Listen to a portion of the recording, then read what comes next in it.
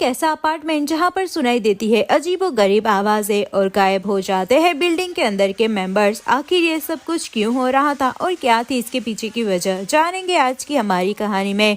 Hello दोस्तों, आज मैं एक्सप्लेन करने वाली हूँ कोरियन मूवी जिसका नाम है नॉइस। कहानी काफी ज्यादा इंटरेस्टिंग है तो वीडियो को एंड तक जरूर देखना और प्लीज जल्दी ही 1000 सब्सक्राइबर हो जाएंगे तो आप भी प्लीज चैनल को सब्सक्राइब कर देना। चलिए अब बिना किसी देरी के मूवी के एक्सप्लेनेशन को शुरू करते हैं।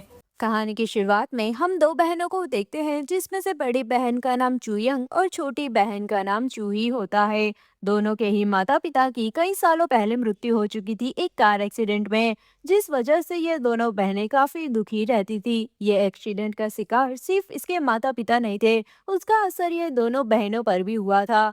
दरअसल कार में दो बहनें और उनके माता पिता चारों ही जा रहे थे और एक्सीडेंट में उसके माता पिता चल बसे और बड़ी बहन चूयंग की सुनने की शक्ति पूरी तरीके से खत्म हो चुकी थी, तो वहीं छोटी बहन की एक टांग पूरी तरीके से टूट चुकी थी। खैर, हम देखते हैं कि दोनों बहनों ने अपनी लाइफ न्यू तरीके से स्टार्ट करी थी। वो लोग शहर में एक फ्लैट रेंट पर रहते हैं। फ्लैट नंबर 908 में ये लोग रहने आ गए थे।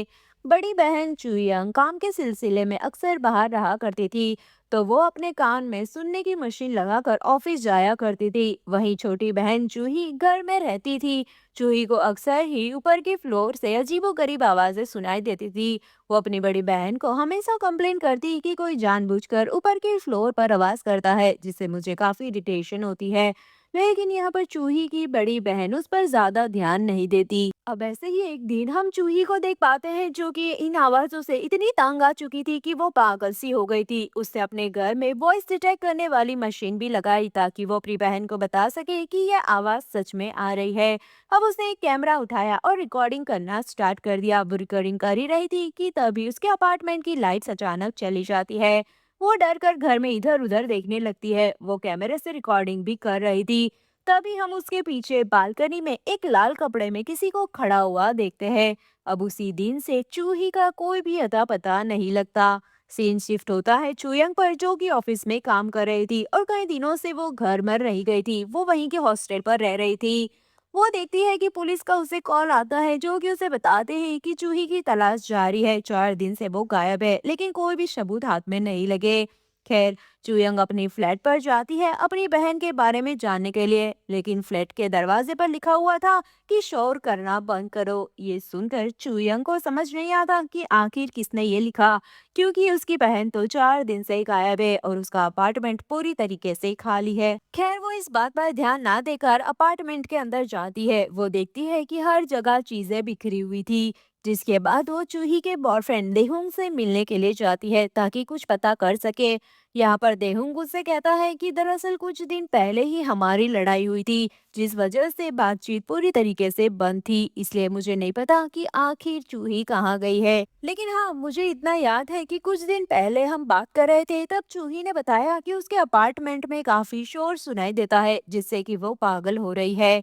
अब ये सुनकर चूयंग को पछतावा होता है कि उसकी बहन की बात उसने नजरअंदाज कर दी और यकीन नहीं किया। खैर, शाम को वो फिर से अपने अपार्टमेंट पर आती है और चूही के कमरे की तलाशी लेती है, जिससे उसे वहां पर चूही का मोबाइल फोन मिलता है। तभी उसे वहां पर किसी के आने की आहट सुनाई देती है। बाहर कोई डोरबेल बजा रहा था। वो टेलीकॉम पर देखती है तो कोई भी नजर नहीं आ रहा था, मगर वो हिम्मत कर थोड़ा सा दरवाजा खोलती है तो एक आदमी वहां पर खड़ा था जो कि 504 नंबर पर ही रहता था। वो गुस्से में उसे कहता है कि अपने अपार्टमेंट में शोर करना बंद करो। चूयन कहती है कि वो तो घर में अकेली ही है, वो शोर नहीं कर रही, मगर वो आदमी उसकी बात को सुने बगैर ही वहां से चला जाता है। तभी दूर बालकनी में चूयंग एक लाल कपड़े में किसी को देखती है, जिससे वो डर कर दरवाजा बंद कर देती है। खैर, कुछ ही देर के बाद चूयंग को हम देखते हैं जो कि अपनी बहन का फोन अनलॉक करने में लगी हुई थी, लेकिन उसका पासवर्ड उसे पता नहीं था। अब अगले दिन चूयंग अपार्टमेंट के वॉचमैन से पूछताछ करना शुरू करती है, जहां वॉचमैन उससे कहता है कि चूही कई दिनों से मेरे पास अपार्टमेंट में हो रहे शोर की खबर दे रही थी, लेकिन मैंने उस पर ध्यान नहीं दिया। अब ये बात वो लोग कर ही रहे थे तभी एक औरत वहां पर आ जाती है और वॉचमैन से बेसमेंट में से बदबू आने की शिकायत करती है। अब वॉचमैन के साथ ये लोग बेसमेंट में जाते हैं जहाँ कूड़ा हर तरफ फैला हुआ था। वॉचमैन कहता है कि मना करने पर भी हर कोई अपनी विंडो से कचरा नीचे ही फेंक देता है, जिससे कि ये हाल हुआ है। बेसमेंट का हालत इतनी बुरी थी, लेकिन फिर भी कोई भी मकान मालिक पैसे देकर इस कूड़े को हटवाना नहीं चाहता। तभी वहां पर फ्लैट की प्रेसिडेंट आती है, जो कि कहती है कि ये सारा कूड़ा तुम लोग ही फैलाते हो। मकान मालिक तो यहाँ पर रहता नहीं है, रेंट पर जो लोग रहते हैं तुम ही लोग रहते हो और कूड़ा फैलाते हो और शिकायत भी तुम ही लोग करते हो। इतना कहकर वो वहां से जाने लगती है। हम चूयंग को देखते हैं, जो कि वॉचमैन से कमरा नंबर 604 के बारे में पूछती है। तभी प्रेसिडेंट वॉचमैन को काम से बुला लेती है, मानो कि वो नहीं चाहती थी कि वॉचमैन उसे कुछ भी बताए। खैर अगले दिन चूयंग अपने कान में पहनने की मशीन की बैटरी चेंज करवा कर वापस घर लौटती है, तो वो देखती है कि उसके दरवाजे पर किसी ने फिर से नोट चिपकाया है कि शोर करना बंद करो। ये देखकर चूयंग सोचती है कि घर पर कोई नहीं था, तो आखिर आवाज कहाँ से आ सकती है। खैर वो कमरे में अंदर जाती है, तो वही पीछे से हम लाल कपड़े में किसी को खड़ा पाते हैं। यहाँ पर घर में आकर चुयंग अपनी बहन को याद करने लगती है। तभी अचानक उसे कुछ याद आता है और वो चूही के फोन में अपनी बर्थडे डेट डालती है, जिससे फोन अनलॉक हो जाता है। चुयंग फोन को चेक करने लगती है, मगर कोई भी सुराग उसके हाथ नहीं लगता। तभी वो देखती है कि उसे किसी के जोर से रोने की आवाज सुनाई देने लगती है। वो चौंक जाती है, वो पूरे घर में देखने लगती है। तभी उसे अपनी बहन की चीखने की आवाज सुनाई देती है। उसे लगता है कि शायद वो काफी थक गई है, इसलिए सावर लेकर वो सो जाती है। अब अगली सुबह उसे बाहर से कुछ आवाज सुनाई देने लगती है। बाहर जाकर देखने पर उसकी बहन का बॉयफ्रेंड देहुंग वहां पर आया था। अब ये दोनों बैठकर बात कर रहे थे कि आखिर चूही कहाँ जा सकती है। तभी चूही के फोन पर किसी की कॉल आती है। चूयंग जल्दी से कॉल रिसीव करती है, तो फोन रियल एस्टेट से था। उन्हें पता चलता है कि चूही ने वही नंबर पर लास्ट कॉल पर बात की थी, इसलिए अब ये दोनों ही उस रियल एस्टेट वाले से मिलने जाते हैं, जहां उन्हें पता चलता है कि जहां पर चूयंग जिस फ्लैट में रहती है, वहां पर उससे पहले एक लड़की रहा करती थी। उसकी भी यही शिकायत थी कि अपार्टमेंट में काफी शोर हो रहा है और उस शोर से तंग आकर उसने खुदकुशी कर दी थी। ये सुनकर चूयंग दंग रह जाती है। खैर अब चूयंग ने अपनी बहन की लापता होने की खबर हर जगह लगवा दी थी। अब घर आने पर फिर से कोई डोरबेल बजाता है। देखने पर वही 504 वाला पड़ोसी था, जो कि शोर की शिकायत करने आया था।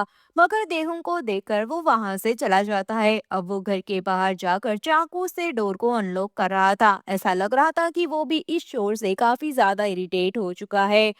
खैर हम चुयंग को देखते हैं, जिसे बेसमेंट के पास एक लड़का दिखाई देता है, जो कि विंडो को घूर रहा था। चुयंग उससे पूछती है कि वो आखिर क्या देख रहा है, लेकिन बच्चा बिना कुछ बोले ही वहां से चला जाता है।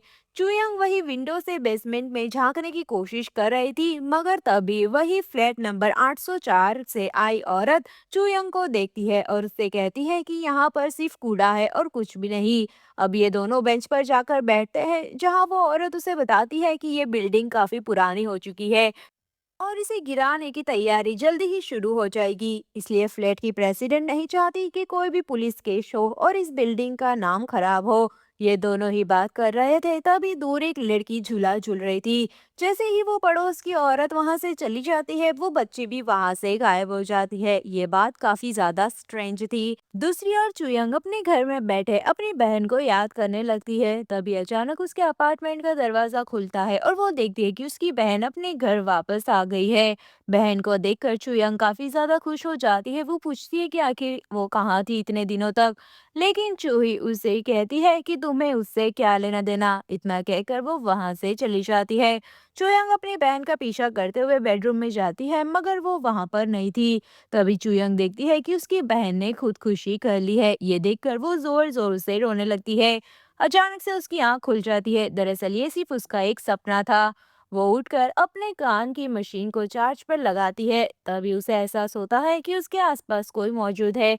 वो जाकर चेक करती है, तभी उसकी बालकनी से किसी का साया चुयुंग को नजर आता है। वो काफी ज्यादा डर रही थी। वहीं बाहर डोरबेल बजती है और वो देखती है कि वही पड़ोसी शोर होने की शिकायत लेकर आया था। चुयंग काफी ज्यादा डर जाती है। वो समझ नहीं पा रही थी आखिर ये सब क्या हो रहा है। वो एक चाकू लेकर बालकनी में जाती है, लेकिन तब तक वो साया वहां से गायब हो चुका था। वही 504 में रहता वो आदमी शोर का पीछा करते हुए ऊपर के फ्लोर पर पहुंचता है। तभी उसे एक कटा हुआ सर हवा में लेविटेट करता हुआ दिखा देता है और फिर उसे वही शोर परेशान करने लगता है। कुछ ही देर में सन्नाटा छा जाता है और आदमी भागते हुए लिफ्ट से नीचे जाने की कोशिश करता है, लेकिन तभी उसे एक साया फिर से दिखाई देता है और वो आदमी इतना डर जाता है कि वो भागता है। भागते हुए उसका पैर फिसल जाता है और 7वीं मंजिल से वो नीचे गिर जाता है। अगली सुबह चुयंग देखती है कि वही पड़ोसी अब खत्म हो चुका है, वो इस दुनिया में नहीं रहा। ये देखकर वो पुलिस ऑफिसर से कहती है कि ये पड़ोसी उसे रोज शिकायत करता था कि उसे शोर सुनाई देता है, आखिर ये कैसे खत्म हो गया। पुलिस बताती है कि ये एक एक्सीडेंट था। अब दोस्तों, ये जो शोर सुनाई देने का सिलसिला था ना, वो फ्लैट नंबर 504, 604, 704 और 804 से आता था। यानी एक फ्लैट के ऊपर दूसरा फ्लैट और उसके ऊपर तीसरा फ्लैट, वैसे ही उन्हें ये आवाज सुनाई देती थी। सभी एक दूसरे को ब्लेम करते थे, लेकिन शोर कौन कर रहा है ये असल में किसी को भी पता नहीं था। खैर, चुयंग वही 604 में रहती औरत के पास जाती है, जहाँ उसे पता चलता है कि 704 अपार्टमेंट में पहले एक औरत रहती थी, जो कि शोर सुनाई देने की शिकायत लेकर हमेशा मेरे पास आती। उसे ऐसा लगता कि मेरी बेटी शोर करती है, मगर मैंने उससे कहा कि हम शोर नहीं करते। शोर से वो औरत इतनी परेशान हो गई थी कि एक दिन वो ऊपर चढ़कर कढ़ाई से अपने ही अपार्टमेंट की छत को तोड़ने लगी, और उसकी आवाज करने से एक आदमी इतना इरिटेट हो गया कि उसने हथौड़ा लेकर उस औरत के सर पर दे मारा, जिससे कि वो औरत वहीं पर खत्म हो गई। सोसाइटी की प्रेसिडेंट ने इस खबर को दबा दिया ताकि पुलिस केस ना हो और बिल्डिंग की बदनामी ना हो और बिल्डिंग गिराने का जो काम है वो रुक ना जाए। अब अगले दिन चुयंग अपनी बहन की गमशुदगी के पैम्फलेट को बांट रही थी। तभी वहां पर दूर पर बिल्डिंग की प्रेसिडेंट अपना भाषण दे रही थी। वो भाषण चुयंग को इतना इरिटेट करने लगा कि वो जाकर प्रेसिडेंट से भिड़ गई और दोनों के बीच में हाथापाई होने लगती है। मगर तभी वहां पर द्यूसुंग आ जाता है और वह चुयंग को शांत करता है। जिसके बाद हम द्यूसोंग को देखते हैं, जो कि कुछ खबर लेकर आया था। वो बताता है कि जिस आदमी ने हथौड़े से उस औरत को खत्म किया था, वो असल में इस बिल्डिंग के बाहर कभी निकला ही नहीं। यानी कि वो अभी भी इस बिल्डिंग के अंदर ही है, कहीं पर छुपा हुआ है। ये बात सुनते ही चूयंग को बेसमेंट की याद आती है। अब रात को दोनों ही चुपके से बेसमेंट का दरवाजा तोड़कर अंदर जाते हैं। पूरा बेसमेंट बदबू से भरा हुआ था। दोनों अलग अलग होकर देखने लगते हैं। चूयांग को एक स्केचबुक मिलती है जिसमें हैप्पी फैमिली थी, लेकिन एक कार का एक्सीडेंट हुआ और फैमिली में माता पिता की मौत हो जाती है। यहाँ पर उसकी वजह उसकी खुद की ही बेटी थी। ये देखकर चूयांग को लगता है कि मानो उसे कोई चिढ़ा रहा हो। दरअसल उस एक्सीडेंट की वजह चूयांग ही थी। उसने अपने पापा से जिद की थी कि वो स्टेयरिंग से गाड़ी चलाएगी, और जिद करते हुए उसने स्टेयरिंग अपने हाथ में ले लिया, जिससे कि वो एक्सीडेंट हुआ था। अचानक चुयंग होश में आती है। दरअसल वो ये सब कुछ हेलुसिनेशन कर रही थी। वहीं दूसरी ओर हम दायूं को देखते हैं, जिसे एक लाश दिखाई देती है, जिसके कपड़े सेम वही आदमी के कपड़ों की तरह थे। यानी कि वो आदमी की मौत हो चुकी है। अब तभी दायूं के कानों को फाड़ देने वाली आवाज उसे सुनाई देती है। चुयुंग दायुंग को ढूंढते हुए वहां पर पहुंचती है, तो उसने देखा कि अजीब तरीके से दायुंग कुछ बड़बड़ा रहा था। अगले ही पल वो चुयोंग पर हमला कर देता है। चुयोंग उससे बचकर भागने की कोशिश करती है। वो उसी विंडो से बाहर निकलने की कोशिश करने लगती है, लेकिन यहाँ पर देहोंग उसका पैर पकड़ लेता है, उसे अंदर खींचने लगता है। मगर एंड वक्त पर यहाँ पर प्रेसिडेंट आकर चुयोंग को बाहर खींच निकालती है। चुयोंग को होश आता है तो वो देखती है कि प्रेसिडेंट के ऑफिस में वो थी। यहाँ पर एक बच्चा भी मौजूद था, जिसे उसने बेसमेंट के बाहर पहले देखा था। वो उस बच्चे से बात करने की कोशिश करती है, मगर वहां पर तभी प्रेसिडेंट आ जाती है। वो उसे बताती है कि ये सुन नहीं सकता। दरअसल वो बच्चा प्रेसिडेंट का ही बेटा था। अब चोयोंग बातों ही बातों में 804 में रह रही औरत की बेटी का जिक्र करती है। प्रेसिडेंट उसे चौंकाने वाली खबर देती है। वो उसे बताती है कि उसकी तो कोई बेटी ही नहीं है, वो औरत अकेली ही रहती है। ये सुनकर चुयोंग को शौक लगता है। तभी वो लड़का आकर चियोंग की कान की मशीन को निकाल देता है और इशारों में उसे बताता है कि तुमने वो आवाज सुन ली है जो तुमने कभी सुननी नहीं चाहिए थी। ये देखकर चियोंग को समझ नहीं आ रहा था कि आखिर ये सब क्या चल रहा है। खैर अब बाहर पुलिस आती है जिनके साथ देहुन की लाश थी और वही दूसरी बेसमेंट से वही हथौड़े से औरत को मार देने वाले आदमी की लाश निकलती है। चुयुंग यहाँ पर देहुन को देखकर बहुत ज्यादा दुखी हो जाती है। चुयुंग को लगता है कि उसकी बहन शायद बेसमेंट में है जो कि लोहे के दरवाजे के दूसरी ओर है। पुलिस उसकी बातों पर यकीन नहीं करती। पुलिस को लगता है कि चुयुंग थोड़ी सी पागल हो चुकी है। लेकिन रात में चुयोंग अकेले ही अपनी बहन को ढूंढने फिर से बेसमेंट में जाती है जहां उसे चूही का कैमरा दिखाई देता है। कैमरे को वो अपने फोन से कनेक्ट करके वीडियोस को देखने लगती है जहां उसकी बहन कैमरा लेकर वही कमरा नंबर 804 में जाती है। उसने देखा कि वो औरत अपनी बेटी से बात कर रही है लेकिन असल में उसके सामने उसकी बेटी नहीं थी, सिर्फ उसकी फोटो ही थी। और उसके कमरे में आवाज करने वाली बहुत सारी मशीनें लगी हुई थी, यानी कि वो पाइप्स के जरिए हर एक फ्लैट में आवाज करती थी जिससे लोगों को परेशानी हो। अब तभी चुयंग को अपनी बहन नजर आती है। वो अभी भी जिंदा थी। वो अपनी बहन को लेकर वहां से जाने लगती है। लेकिन तभी वहां पर हथौड़ा लेकर कमरा नंबर 804 वाली औरत वहां पर पहुंच जाती है। चूही अपनी बहन को छिपा देती है। यहाँ पर वो औरत रिवील करती है कि हाँ, मैं ही इन सब के पीछे हूँ। दरअसल उसकी बेटी की मौत के बाद से उसे अपनी बेटी उस बिल्डिंग में हर जगह दिखाई देती थी और वो अपनी बेटी को अपने साथ देखकर बहुत ज्यादा खुश थी। मगर तभी ये खबर आती है कि इस बिल्डिंग को गिरा दिया जाएगा। ये सुनकर वो औरत पागल हो गई। उसे ऐसा लगने लगा कि अगर ये बिल्डिंग गिरा दी जाएगी तो उसकी बेटी फिर उससे कभी मिलने नहीं आएगी। इसलिए वो लोगों को खत्म कर देती, जिससे कोई ना कोई पुलिस केस चलता और यहाँ पर बिल्डिंग को तोड़ने का काम लेट हो जाता। उसे बिल्डिंग के पाइप के जरिए शोर करना शुरू कर दिया जिससे लोग इरिटेट होते।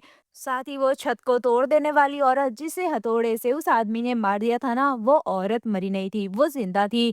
लेकिन तभी वहां पर कमरा नंबर 804 वाली औरत पहुंच जाती है और उसने ही उसे खत्म कर दिया ताकि ये खबर सब में फैल जाए और बिल्डिंग का टूटा थोड़े टाइम के लिए रुक जाए। अब ये सब बातें बताने के बाद सीधी सी बात है, वो चुयुंग को जिंदा रखने वाली नहीं थी। वो चुयुंग के ऊपर हमला कर देती है।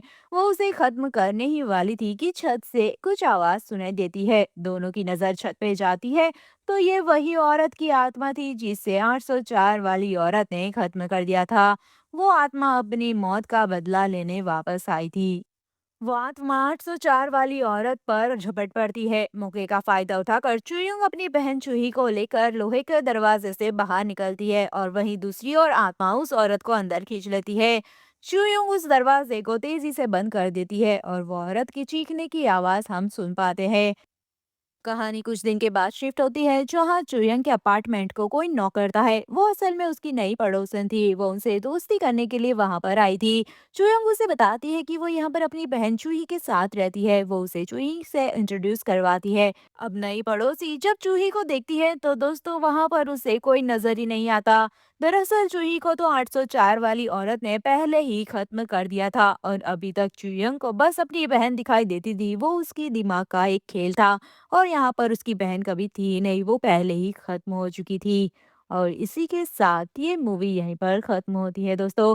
यानी कि ये जो 804 वाली औरत थी ना, वो एकदम संकी थी। उसने सभी को खत्म कर दिया सिर्फ इसीलिए ताकि उसकी बेटी को वो देख सके और ये बिल्डिंग कभी टूट ही ना सके, क्योंकि अगर ये बिल्डिंग टूट जाती तो उसके हिसाब से उसकी बेटी उसे फिर कभी दिखाई नहीं देती और बस पुलिस केस इसे चलता रहता और वो अपनी बेटी के साथ रहती और इसीलिए उसने बस ये सारा कांड रचा था। यानी कि वो एक संग की औरत थी। और यही थी इस मूवी की कहानी दोस्तों। कैसे लगी आपको ये मूवी की कहानी, मुझे प्लीज कमेंट करके जरूर बताना। वीडियो पसंद आए तो उसे लाइक, चैनल पर नए हो तो सब्सक्राइब जरूर करना। मिलते हैं नेक्स्ट वीडियो के एक सुनने में, तब तक के अपना ध्यान रखिए। Bye bye.